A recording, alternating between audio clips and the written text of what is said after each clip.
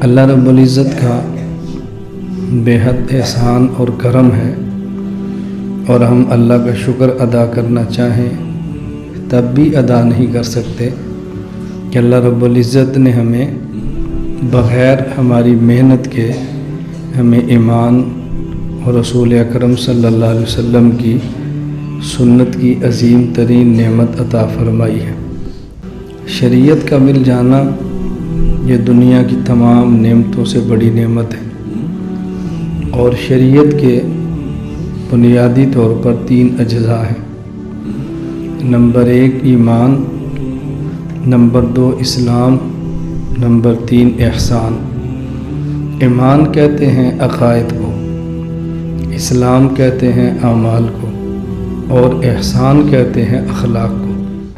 اسلام کا تعلق ظاہر جسم کے ساتھ ہے، اور ایمان کا تعلق انسان کے قلب اور دل کے ساتھ ہے، اور احسان کا تعلق دل میں مخفی اور چھپی ہوئی کیفیات کے ساتھ ہے کہ یک زمانہ صحبت با اولیاء بہتر از 100 سالہ طاعت بے ریا، کہ آدمی 100 سال تک خالص اللہ کے لیے اور اخلاص کے ساتھ عبادت کرے، اس سے زیادہ بہتر ہے 1 ساعت 1 گھڑی اہل اللہ کی صحبت میں رہنا۔ اس کی وجہ یہ ہے کہ بے ریا عبادت کرنے والا کسی وقت بھی پھسلتا ہے، اور اہل اللہ کی صحبت میں رہنے والا، التزام کرنے والا یہ پھسلتا نہیں ہے۔ اور قرآن کریم میں وما ارسلنا من رسول الا بلسان قومی، اللہ جب بھی کسی شخص کو رسول اور نبی بنا کے بھیجتے ہیں تو نبی اور رسول کی وحی کی زبان وہ ہوتی ہے جو اس نبی کی قوم کی زبان ہوتی ہے، نبی کی امت کی زبان نہیں، نبی کی قوم۔ ایک نبی کی قوم ہے، ایک نبی کی امت ہے۔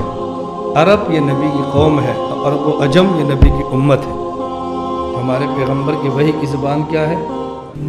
آج کل المحنت علی المفند یہ بعض اہل بدعت، اہل الحاد اور اہل ضلالت نے زیر باس لائے کہ یہ المحنت من گھڑت روایات کا الیاذ باللہ بلندہ ہے، اور یہ قرآن کریم کے خلاف میں کتاب ہے۔ میں کہتا ہوں المحنت کو سمجھ لیتے تو یہ بات کبھی نہ کہتے، اور ہمارے لوگ المحنت کو سمجھتے تو کھل کر جواب دیتے، وہ نہیں سمجھتے تو اعتراض کرتے ہیں، ہم نہیں سمجھتے تو جواب نہیں دیتے۔